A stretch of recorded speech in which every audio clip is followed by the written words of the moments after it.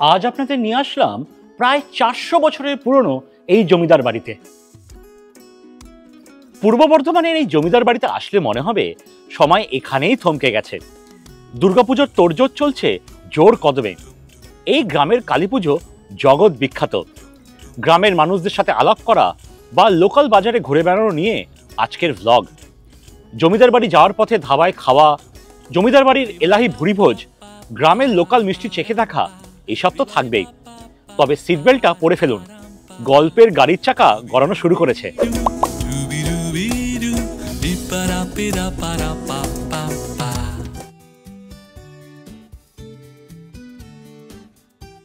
আজ আমাদের গাড়ি NH-19 ধরে এগিয়ে চলেছে পূর্ব বর্ধমানের দিকে। আমাদের গন্তব্য প্রায় 400 বছরের পুরনো এক জমিদার বাড়ি। নতুন কিছু জানার আর আপনাদের সামনে নতুন কিছু নিয়ে আসার উত্তেজনা ধরে রাখতে পারছি না, কিন্তু পেয়েছে প্রচন্ড খিদে। হাইওয়েতে কোনো ধাবা দেখে দাঁড়িয়ে পড়তে হবে। কলকাতাবাসীদের কাছে বেশ জনপ্রিয় ধাবা হলো আজাদ হিন্দ হোটেল। 1947 সালে খোলা এই ধাবা কলকাতা বা কলকাতার বাইরে প্রচুর ব্রাঞ্চ আছে। তার মধ্যে এক অন্যতম হলো NH-19 এর এই ধাবা।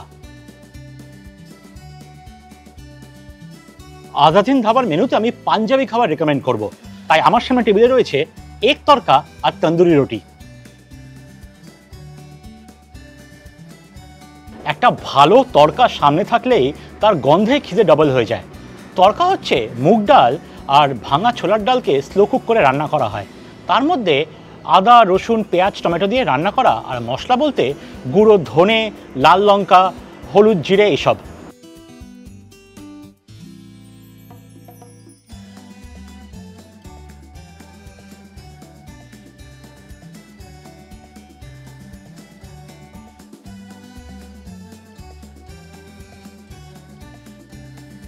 তরকা অনেকক্ষণ ধরে রান্না করার জন্য একটা স্মোকি ফ্লেভার খুব সুন্দর করে ইনফিউজ হয়েছে। তবে তরকা যেহেতু তেল ঘিতে রসিয়ে কষিয়ে রান্না করা হয়েছে, ওটার জন্যই অ্যাকচুয়াল স্বাদ। তবে মশলার গেম চেঞ্জার হলো কসুরি মেথি ব্যবহার করার জন্য। আর যেহেতু আমি এক তরকা অর্ডার করেছি, তাই তরকাকে স্ক্র্যাম্বল এগে তাওয়ায় টস করে তার উপরে একটু ফ্রেশ ধনেপাতা দিয়ে সার্ভ করেছে।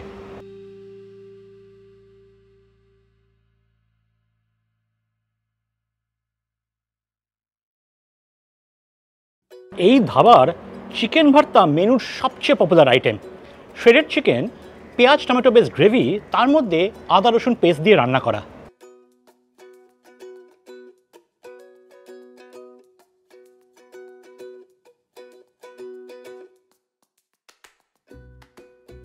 এই প্রিপারেশনে কি এলিমেন্ট হচ্ছে শ্রেডেড চিকেনকে চিকেন স্টক দিয়ে রান্না করা হয়।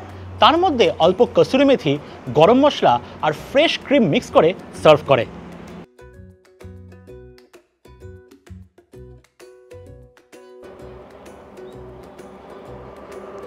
অসাধারণ। সবশেষে এইরকম থিক চিল্ড ক্রিমি লস্যি, যা আপনি এতক্ষণ যা যা খেলেন ওয়াশ ডাউন করতে হেল্প করবে, তাছাড়া হজম করতে সাহায্য করবে। আজকে আমি যা যা খেলাম দুজনের জন্য খরচা আসবে 600 টাকা মতো। এই ধাবা 24 ঘন্টা খোলা, আর কলকাতা থেকে মাত্র 65 কিলোমিটার দূরে। আসতে লাগবে 1.5 ঘন্টা মতো।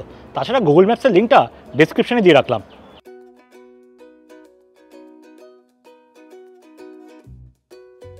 এই মুহূর্তে NH-19 এর ড্রাইভিং এক্সপিরিয়েন্স কিন্তু দুর্ধর্ষ। সব ডাইভারশন উঠে গেছে আর রাস্তা পুরো মাখনের মতো স্মুথ। মানে একজন ড্রাইভারের কাছে এরকম রাস্তা যে কতটা ভালো লাগে, যারা আমার মতো ফ্রিকুয়েন্ট রোড ট্রিপে যায় তারাই বুঝতে পারে। Amazing experience. যদিও এখন আশ্বিন মাস, তবে আকাশে কিন্তু কালো মেঘের ঘন ঘটা। সেই নীল আকাশ তো দেখতে পাচ্ছি না, তবে হাইওয়ের দুদিকে প্রচুর কাশফুল ফুটে আছে আর হাওয়ায় কি সুন্দর দুলছে। সিনটা এত সুন্দর লাগছে, গাড়ি ড্রাইভ করার অ্যাটেনশন হারিয়ে ফেলছি।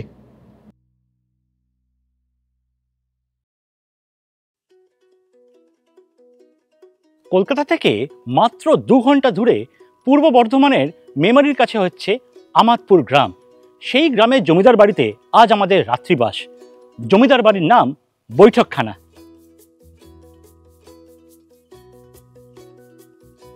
জমিদার বাড়িতে পা রাখার সাথেই বোঝা যায় সময় এখানেই থমকে গেছে। পুরনো হেরিটেজ বাড়িকে নতুন করে সাজিয়ে হোমস্টেতে পরিবর্তন করা হয়েছে।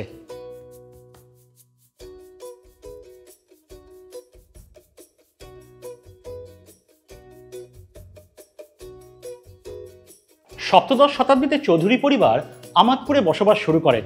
যাদের পুরনো দিনের আর্কিটেকচার, পুরনো দিনের বাড়ি ভালো লাগে, তারা এখানে বেশ মজা করবেন। বাড়ির আর্কিটেকচারে উঁচু সিলিং, লোহার কড়িবর্গা, লোহার গড়াত দেওয়া লম্বা জানলা, মনে হবে টাইম মেশিনে আপনি বহু বছর পেছনে চলে গেছেন।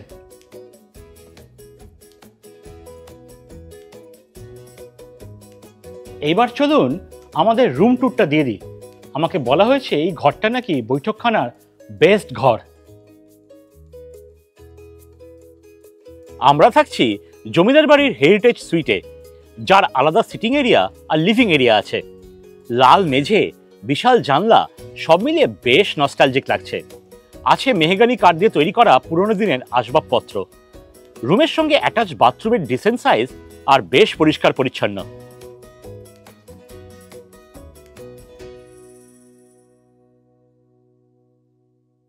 এই হেরিটেজ সুইটের ইউনিকনেস হলো রুমের সংলগ্ন এই বিশাল বারান্দা, আর এই বারান্দার সামনে রয়েছে চৌধুরীদের বিশাল বড় দিঘি।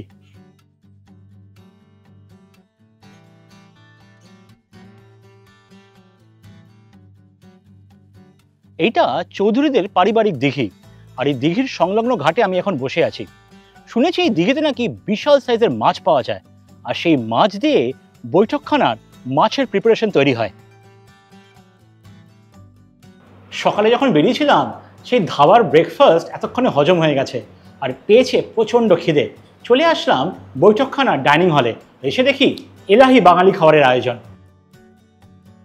প্রথমে শুরু করছি গরম ভাতের সাথে শুক্তো দিয়ে।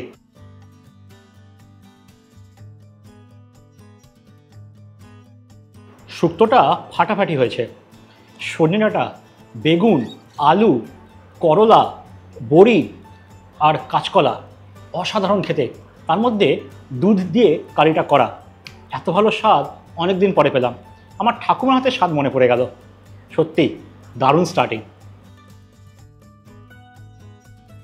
শুক্তোটা দিয়ে মনে হচ্ছে পুরো ভাত খেয়ে নেব, এত ভালো খেতে শুক্তো। আমি জানি না, বারে বারে বলছি, ভাববেন না আমি এক্সাজারেট করছি। সত্যি অসাধারণ স্টার্টিং। আর এর মধ্যে না অল্প আদা দেওয়া, ফ্লেভারটা আরও ভালো লাগছে। এমনিতে আদা রসুনের স্বাদ আমার প্রচণ্ড ভালো লাগে।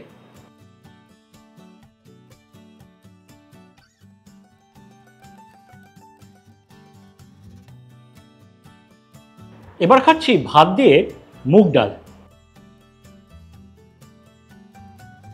ভাজা মুগ ডাল, তার মধ্যে সাদা জিরের ফোড়ন, আর রান্না করা হয়েছে টমেটো আর কাঁচা লঙ্কা দিয়ে। দারুণ খেতে, আর আদার স্বাদটা দারুণ লাগছে।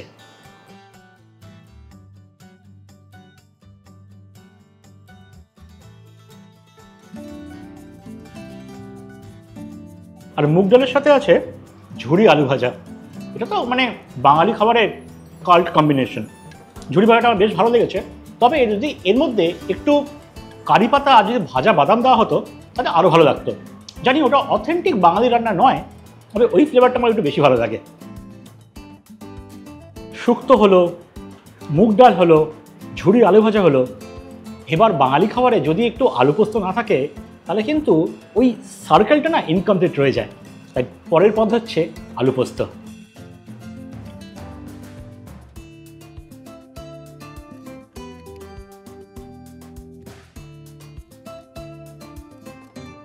পোস্ত স্বাদের সাথে কাঁচা লঙ্কার একটা চিটচিটে ঝাল, আর তার মধ্যে কালো জিরের স্বাদ, বেশ ভালো লাগলো।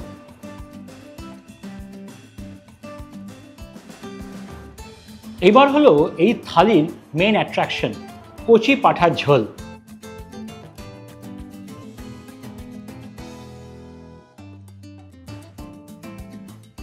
মাংসের ঝোলটা ফাটাফাটি করেছে।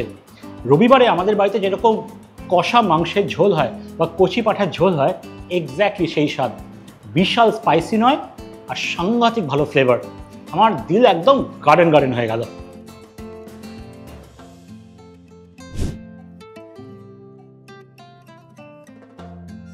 ইনফ্যাক্ট সঙ্গে দেওয়া যে আলুটা, সেটাও দুর্ধর্ষ।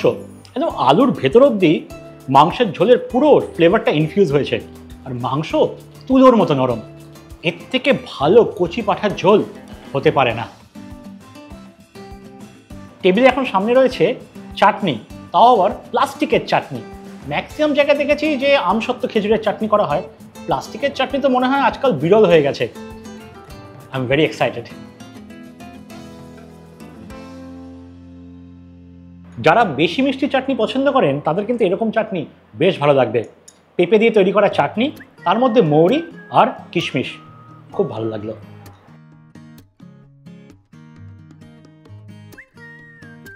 আর শেষ পাতে মিষ্টি মুখে রয়েছে গ্রামের ছানার রসগোল্লা। ছানার রসগোল্লা মুখে দিলাম, একদম মিলিয়ে গেল। এবার একটা প্রশ্ন ছুড়ে দিই আপনাদের কাছে, আপনারা যখন রসগোল্লা খান তখন কি রস চিপে খান না পুরোটা মুখে দিয়ে দেন? আমি কিন্তু রস চিপে খাই। জানি না আপনাদের কি মতামত, কমেন্টে জানাবেন। আর সবশেষে মিষ্টি দই।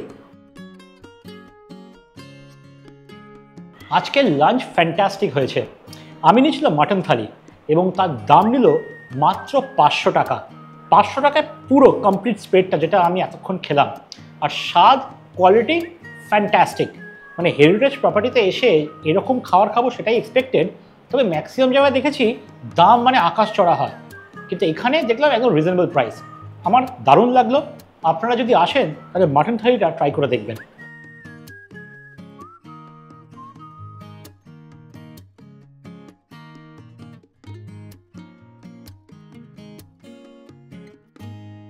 বৈঠকখানা থেকে দুপায় এগিয়ে হলো চৌধুরী বাড়ির এই বিশাল দুর্গা দালান। কি সুন্দর অপূর্ব এখানকার আর্কিটেকচার।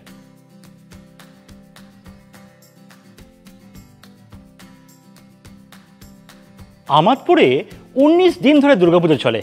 15 দিনের বোধন আর সপ্তমী থেকে দশমী 4 দিনের দুর্গাপুজো। প্রতি বছর এই দুর্গা প্রতিমা এখানকার পুকুরে ভাসান দিয়ে তারপর সেই প্রতিমার কাঠামো এনে আবার এখানে রাখা হয়। পরের বছর রথের চাকার তলার মাটি দিয়ে আবার সেই বছরের দুর্গা প্রতিমা গড়া শুরু হয়।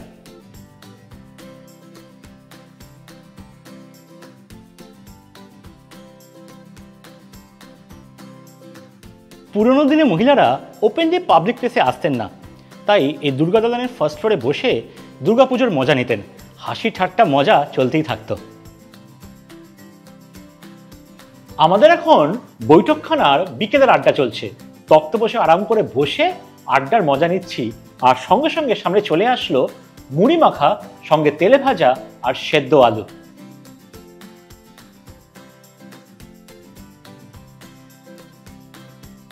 মুড়ির সঙ্গে পেঁয়াজ, লঙ্কা, শসা, তারপরে চানাচুর, ছোলা ভাজা সবকিছু দিয়ে তারপর সরষের সাথে মাখা হয়েছে। দারুণ দারুণ কিন্তু খেতে।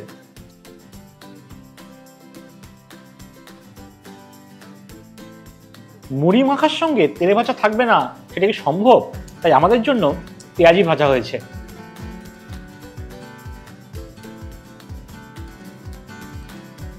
ইভিনিং স্ন্যাক্স জমে গেছে। একদিকে পেঁয়াজি, অন্য হাতে মুড়ি, আর কি চাই? এটাই তো বাঙালির লাক্সারি। যে কোনো বৈঠকখানার আড্ডা জমানোর জন্য চাই গরম চা, তাও এসে হাজির।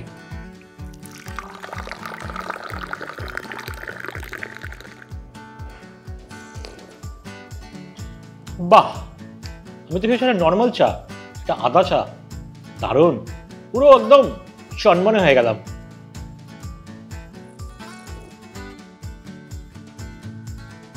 চা খেয়ে চলুন দেখি রাত্রিবেলা জমিদার বাড়ি কেমন লাগে। আমাদপুরের রাত্রির নিঝুম পরিবেশ, কোথাও কোনো সারা শব্দ নেই। আছে শুধু ঝিঝি পোকার ডাক আর মনের ভেতরে বারংবার পুরনো দিনে ফিরে যাওয়ার খিদে।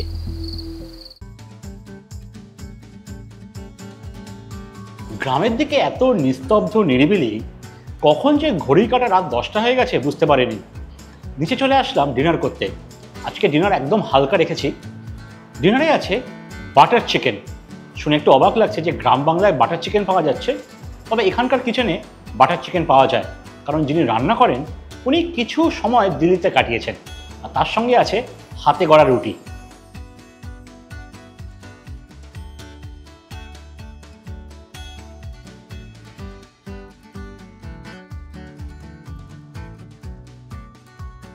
যারা দিল্লিতে বাটার চিকেন খেয়েছেন, সেই বাটার চিকেন যখন কলকাতায় খেয়েছেন তাদের নিশ্চয়ই প্রচুর ডিফারেন্স পেয়েছেন। কারণ দিল্লির বাটার চিকেন করে টমেটো বেস গ্রেভিতে, তার মধ্যে আরও কিছু বেশি মশলা দেওয়া হয় না, টমেটোটাই হচ্ছে main ingredient along with chicken. এখানেও খুব কাছাকাছি, আমি বলবো না এক্স্যাক্ট দিল্লির ফ্লেভারটা রেপ্লিকেট করেছে, তবে গ্রাম বাংলায় বসে আপনি এরকম বাটার চিকেন পাচ্ছেন, তাতেই আপনি খুশি হন। রাতের ডিনারের একদম দারুণ খাবার, আমার তো বেশ ভালো লাগলো।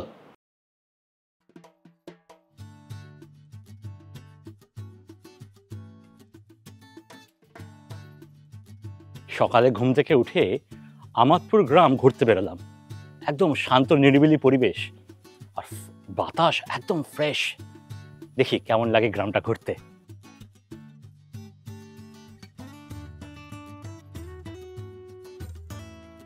আমার পেছনে যে বাড়িটা দেখছেন, এখনকার চৌধুরী পরিবার এই বাড়িতে বসবাস করে।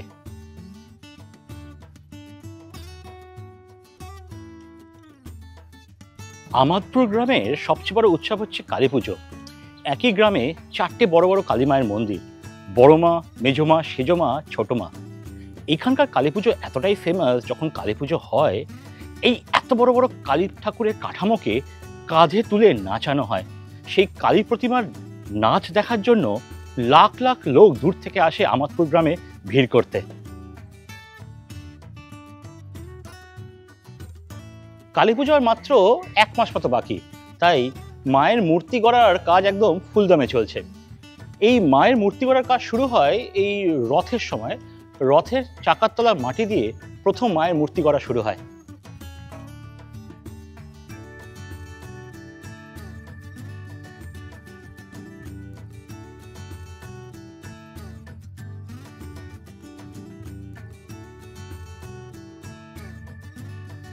আমি এখন দাঁড়িয়ে আমাদপুর গ্রামের বাজার তলায়। এইখানে প্রতিদিন ভোর 6:30 7টা নাগাদ প্রপার বাজার বসে। সবজি, মাছ, তরিতরকারি, মাংস সব পাওয়া যায়। আর এখন আজকে রোববার, তাই সকালে বেশ জমজমাট হয়ে উঠেছে বাজার।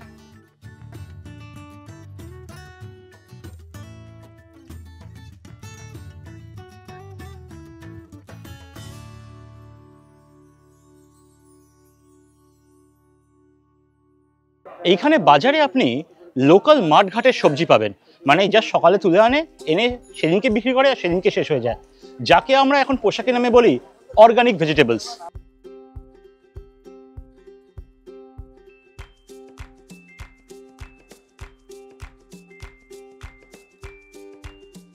বাজারে গেরি গুগলি বিক্রি করছে। সাধারণত কলকাতায় এখন দেখা যায় না, গ্রাম বাংলায় দেখা যায়। আর এই গেরি গুগলিকেই বলা হতো পুয়ার ম্যানস মিট, এখনো তাই বলা হয়। আমাদপুর গ্রামে বেশ কয়েকটা টেরাকোটা মন্দির আছে, তবে 3-4টে মন্দিরের রক্ষণাবেক্ষণ করা হয়েছে।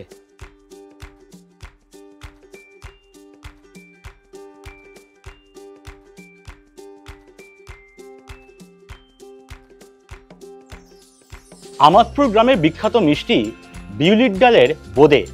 এই দোকানে দাঁড়িয়ে পড়লাম, ফ্রেশ বিউলির ডালের বোঁদে বানানো হচ্ছে। Very interesting. বিউলির ডালের গুঁড়ো সাথে চালের গুঁড়ো মিক্স করে ব্যাটার তৈরি করা হয়। আমরা সাধারণত ছোট ছোট বোঁদে দেখেছি, এখানে কিন্তু একটু বেশ বড় সাইজের বোঁদে। আর এটা ভালো করে ভেজে, মানে গোল্ডেন ব্রাউন কালারটা হলে চিনির শিরায় চুবিয়ে তারপর সার্ভ করা হয়। মেশামশাই আমাকে টেস্ট করার জন্য দিলেন, ট্রাই করে দেখি কেমন। বোঁদে তো অনেক খেয়েছেন, এই বোঁদে কোনোদিন আসলে ট্রাই করে দেখবেন। ক্রাঞ্চি, মানে বাইরের সাইডটা ক্রাঞ্চি, আর যেহেতু চিনির শিরা চুবানো হয়েছে ভেতরটা একদম জুসি, অসাধারণ খেতে। আরও একটা ট্রিক দেখলাম, এটা কিন্তু ডাবল ফ্রাই করা হয়। প্রথমে একটু অল্প ফ্রাই করে নেওয়া হলো, তারপর সাইডে রাখা হলো, তো সেটাকে আবার ছাকা তেলে ভাজা হলো, তার জন্য এরকম এক্সট্রা ক্রাঞ্চিনেসটা পাচ্ছি।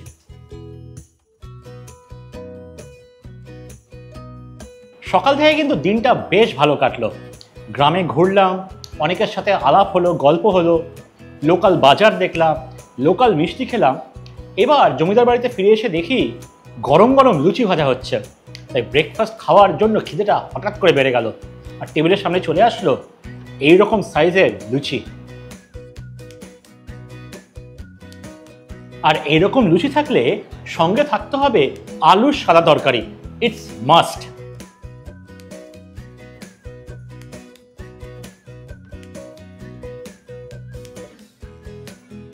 আলুর সাদা তরকারি এমন একটা বাঙালি প্রিপারেশন যেটা করার জন্য বিশাল ইনগ্রেডিয়েন্ট লাগে না, একদম চটজলদি হয়ে যায়। এটাকে কিন্তু আমি আলুর সাদা তরকারি বলবো, অনেকে সাদা আলুর তরকারি বলে, সেটা কিন্তু টেকনিক্যালি ভুল। আলু সাদাই হয়, কিন্তু এই তরকারির রঙটা সাদা থাকে বলে তাই এর নাম আলুর সাদা তরকারি। এর মধ্যে বেসিক ইনগ্রেডিয়েন্টস একটু হলুদ দেওয়া হয়, একটু কালো জিরে আর অল্প একটু আদা, ব্যাস এতেই কেল্লা ফতে।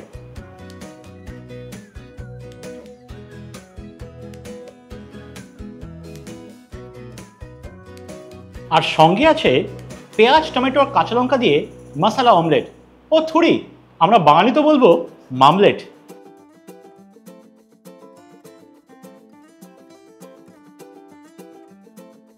বৈঠকখানা প্রিসাইসলি 387 বছরের পুরনো এক হেরিটেজ বাড়ি, কিন্তু এই বাড়ির অসাধারণ মেনটেনেন্স আর সাংঘাতিক পরিষ্কার পরিচ্ছন্ন। গেস্টদের জন্য 6টা রুম আছে, যার রুম ট্যারিফ 3700 থেকে 7000-এর মধ্যে ভ্যারি করবে, যার মধ্যে কমপ্লিমেন্টারি ব্রেকফাস্ট ইনক্লুডেড। বুকিং করার নাম্বারটা স্ক্রিনে দিয়ে রাখলাম। এই হোমস্টের হসপিটালিটি আর স্টাফদের ব্যবহার আপনাকে মুগ্ধ করতে বাধ্য। হোমস্টে স্টাফদের কথা বলার সারল্য বা ওনাদের আন্তরিকতা আপনি এরকম কোনো 5 তারা হোটেলে পাবেন না। কলকাতা থেকে আমাদপুর আসতে সময় লাগবে গাড়ি পথে 2 ঘন্টা মতো। তাছাড়া হাওড়া থেকে বর্ধমান লাইনে যে কোনো ট্রেন নিয়ে নেবেন, আপনাকে নামতে হবে মেমারি স্টেশন। মেমারি স্টেশন আমাদপুরের এই বৈঠকখানার হোমস্টে থেকে 4 থেকে 5 কিলোমিটার দূরত্ব, আর আপনি যে কোনো টোটো পেয়ে যাবেন। আর আমাদপুরে আসার বেশ সময় হচ্ছে কালী পুজোর সময়। এখানকার কালী পুজো one of the unique festivals in the world. তাছাড়া শীতকাল তো আছেই। আর আমাদপুর আসার জন্য গুগল ম্যাপসের লিঙ্কটা ডেসক্রিপশনে দিয়ে রাখলাম।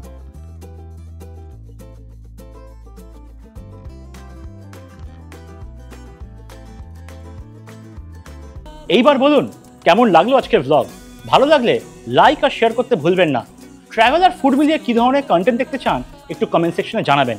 তবে তার আগে চ্যানেলটাকে সাবস্ক্রাইব করে নেবেন, কারণ আপনাদের এক একটা সাবস্ক্রিপশন এই চ্যানেলকে অনেক দূর অব্দি সাপোর্ট করবে। আর এইভাবে চ্যানেলের পাশে থাকবেন, তাহলে তো এরকম আরও ইন্টারেস্টিং কন্টেন্ট বানানোর এনকারেজমেন্ট পাবো। তাহলে আসি আজ, দেখা হচ্ছে পরবর্তী এপিসোডে। ততদিন ভালো থাকবেন, সুস্থ থাকবেন। নমস্কার।